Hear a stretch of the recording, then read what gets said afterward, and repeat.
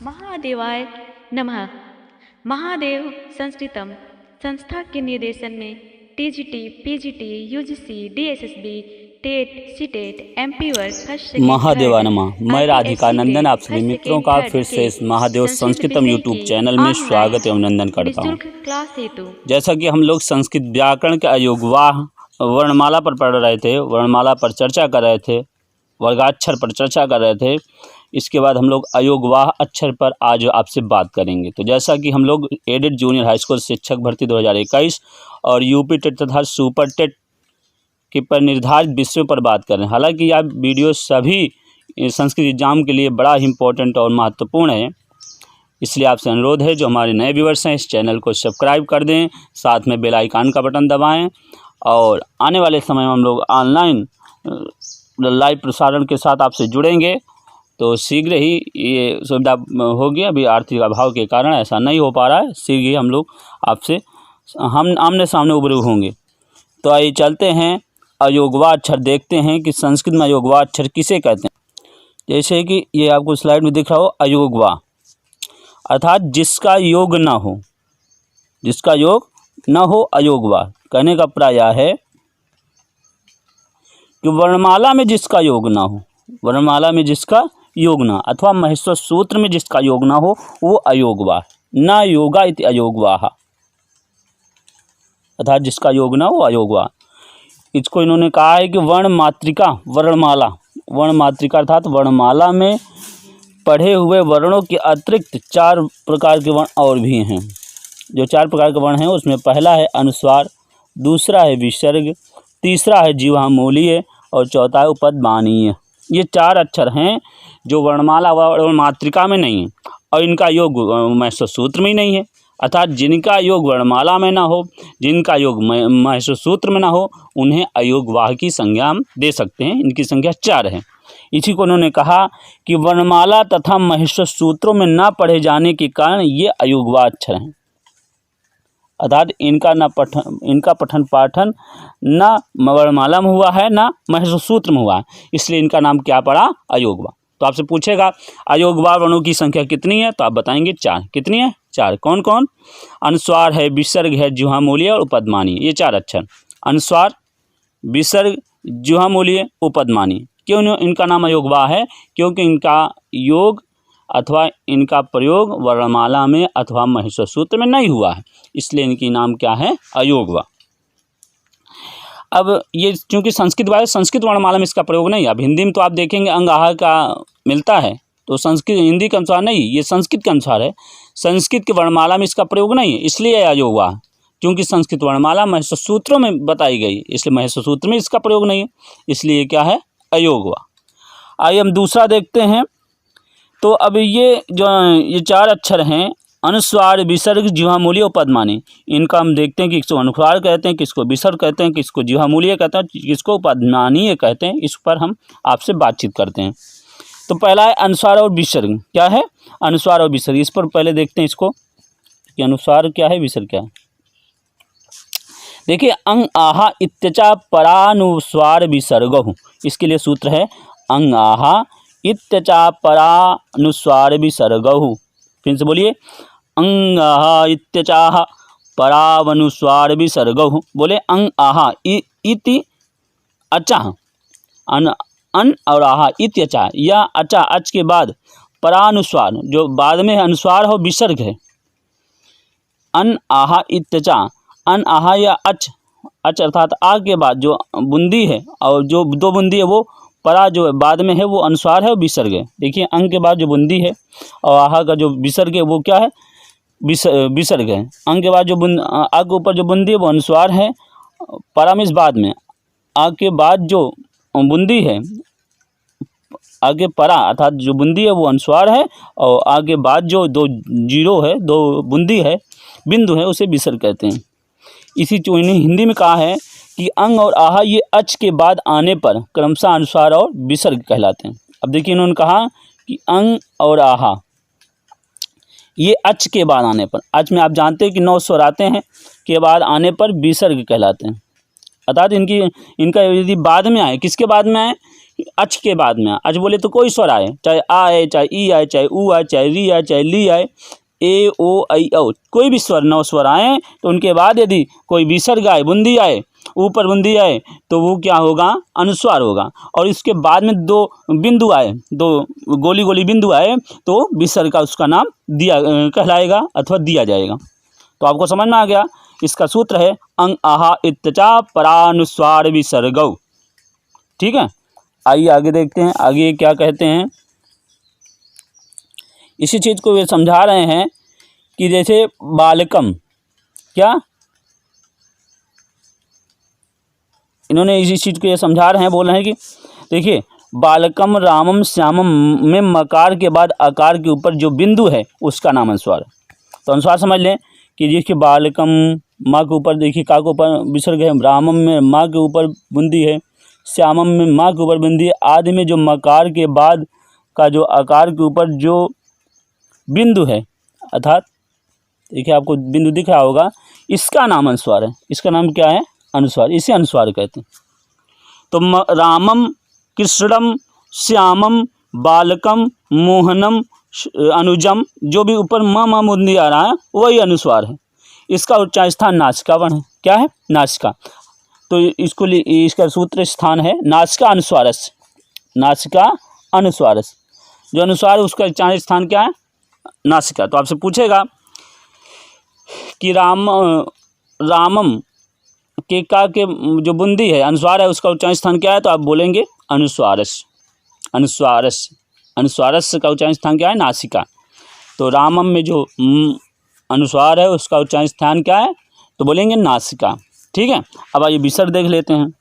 तो विसर्ग को बता रहे हैं कि जैसे हमें कि जैसे रामः, विसर्ग ह का उच्चारण आएगा, रामः, श्यामः, ग्रामः, आदि में जो मकारोत्तरवर्ती आकार है के बाद जो 2 बिंदु है, क्या है, बिंदु है, उसी का को विसर्ग कहते हैं। अब देखिए रामः, श्यामः, ग्रामः, आदि में मकारोत्तरवर्ती आकार के बाद जो 2 बिंदु है उसी को विसर्ग कहते हैं। समझ लिए, जो उच्चारण आह, जैसे रामः, श्यामः, अनुजः, मोहना, ठीक है, ये जो है शिवः, ये सब क्या है, जो हा विसर्ग उच्चारण स्थान आ रहा है, उसी जो बिंदु 2 आपको दिखाई दे रही है मकार के बाद, उसी का नाम विसर्ग है। और विसर्ग का उच्चारण स्थान कंठ होता है। क्या होता है, कंठ। इसके लिए सूत्र है अकुह विसर्जनीया नाम कंठः, अकुह विसर्जनीया नाम कंठः। बोलिए अकुह विसर्जनीया नाम कंठः। इसको तोड़ेंगे तो हा, आ और कु मतलब का वर्ग, कु चु टु तु उदिता, आपको पढ़े होंगे इसके पहले वर्णमाला में। तो कु मतलब का वर्ग, हा मिस हा और विसर्ग मिस विसर्ग, इतना उच्चारण स्थान कंठ है। आ ह्रस्व आकार का और दीर्घ आकार दोनों का, फिर कु मतलब का वर्ग, हा मिस हकार और विसर्ग में विसर्ग का उच्चारण स्थान क्या है, कंठ। तो आपसे पूछेगा कि विसर्ग का उच्चारण स्थान क्या है, तो आप लोग कंठ बताएंगे।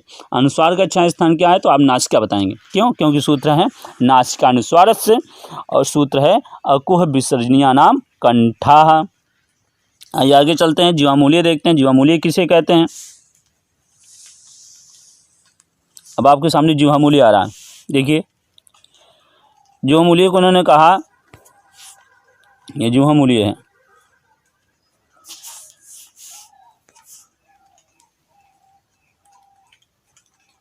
बोले क इति कखाभ्याम प्रार्ध विसर्ग सदसो जिह्वामूल्याः। इसका सूत्र है क इति कखाभ्याम, क इति कखाभ्याम प्रार्ध अर्ध विसर्ग सदसो जिह्वामूल्यम। कहते हैं क और ख के प्रार्ध में पहले जो आधे विसर्ग जैसी आकृति है उसे जीवामूल्य कहते हैं। ऐसा समझिए, ये आप देखिए देख रहे होंगे, ये खा है, इसके पहले का के पहले और खा के पहले जो आधा ऊपर विसर्ग है, एक विसर्ग था, ऐसा विसर्ग था, एक था विसर्ग था, ये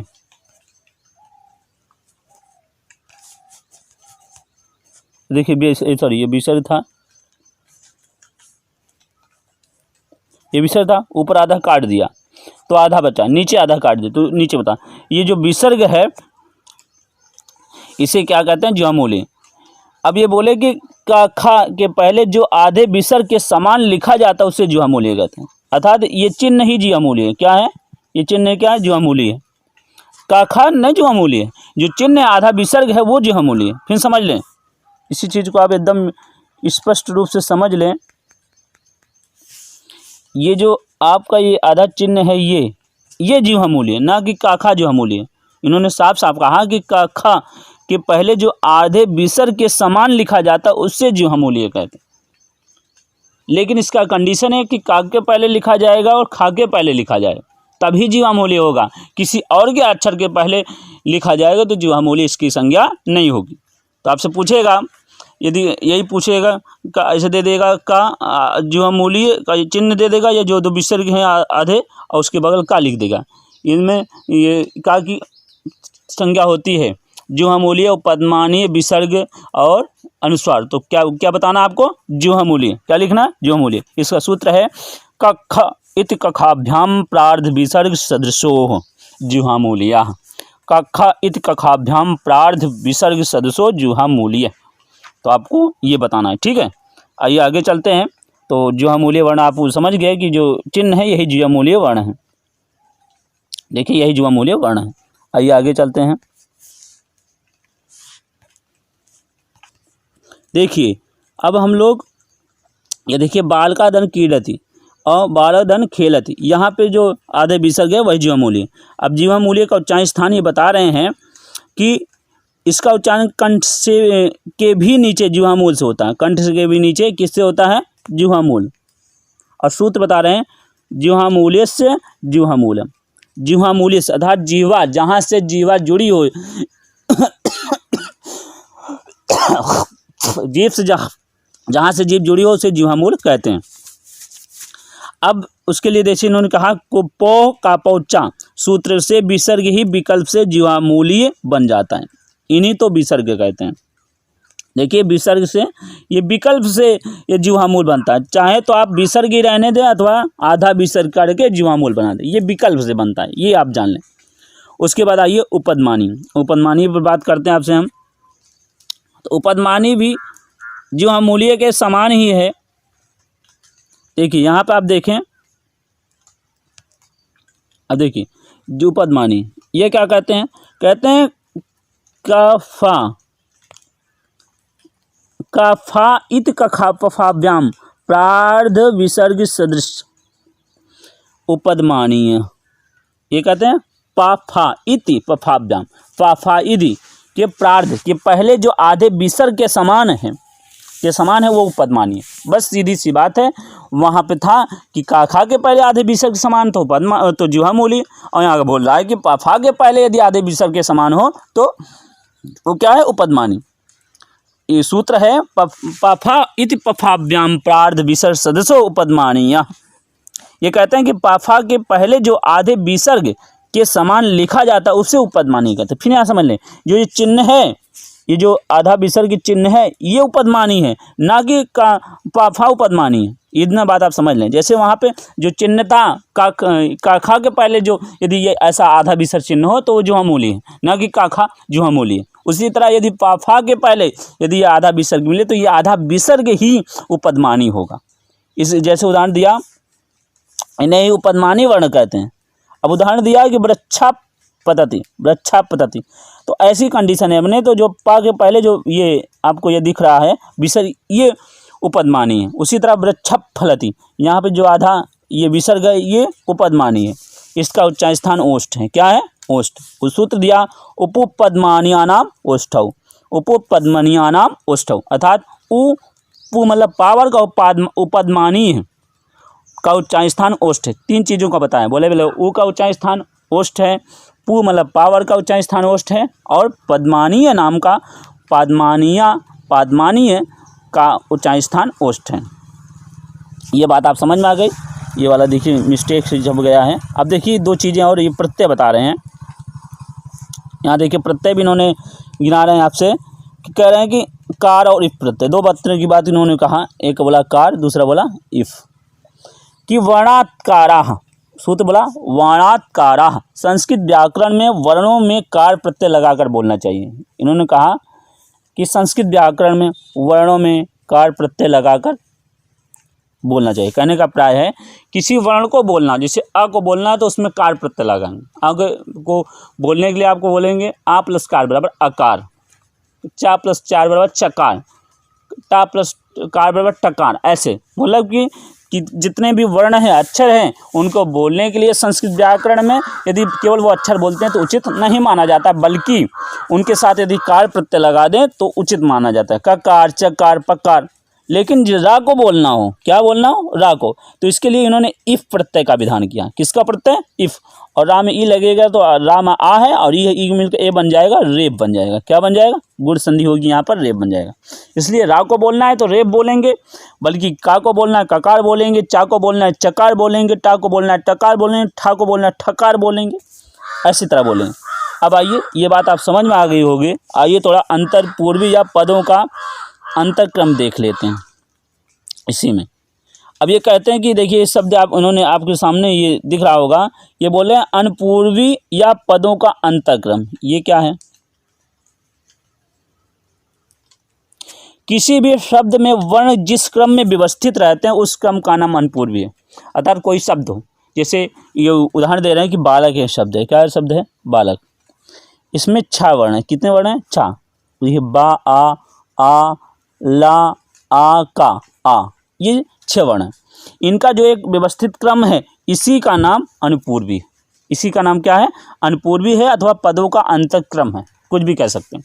तो जो शब्द में जो अक्षर जितने प्रयोग होते हैं उनका एक व्यवस्थित क्रम का नाम अनपूर्वी अथवा अंतरक्रम है। जैसे राम में 4 वर्ण हैं, रा प्लस आ प्लस मा प्लस आ, तो ये रा, आ, मा, आ, ये अंतरक्रम है, या अथवा अनपूर्वी पद है। ठीक है। अब आइए और चीज़ें बता रहे हैं कि बालक, यदि बालक में देते तो इसके बालक शब्द के अंत में काकार के बाद रा आया है, रकार आया है, सॉरी अकार आया है, और राम के मकार के बाद अकार आया है, अंत में अकार है, अतः ये अकारांत शब्द है। जिस शब्द में जिस अक्षर से अंत हो रहा उसी से अंत होने वाला वो अक्षर है। जैसे राम में आ से अंत हो रहा इसलिए अकारांत। उसी तरह हरि, कपि, रवि, ऋषि और कपि, ये इकारांत से अंत हो रहे हैं इसलिए इकारांत शब्द हैं। उसी तरह भानु, गुरु, शिशु आदि उकारांत शब्द हैं, क्योंकि उससे अंत हो रहे हैं। आइए आगे देखते हैं।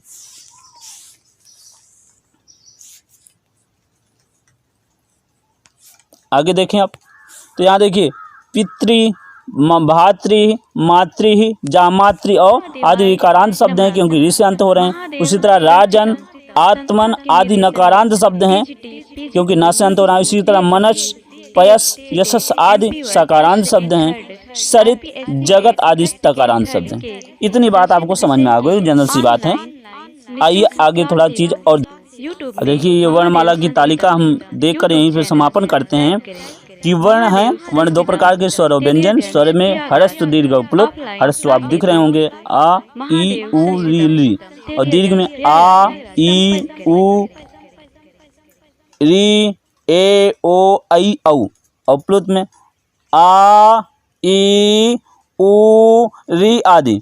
स्पर्श में का से मा तक 25 अक्षर। कादे मौसाना स्पर्श। यणस्तंतस्थाः या वाराला 4 वर्ण। उष्म, शल, फ्रा, सा, साहा 4 वर्ण। मिश्रित व्यंजन, छात्रज्ञा। इस वीडियो में इतना ही। नेक्स्ट वीडियो हम लोग महसूस सूत्र के साथ मिलते हैं। तो आपसे अनुरोध है कि यदि वीडियो पसंद आए तो कमेंट बॉक्स में कमेंट करें और यह अधिक से अधिक लोगों तक शेयर करें। शीघ्र ही महसूस सूत्र के साथ मिलते हैं, तब तक के लिए महादेवाय नमः। सुप्रभात।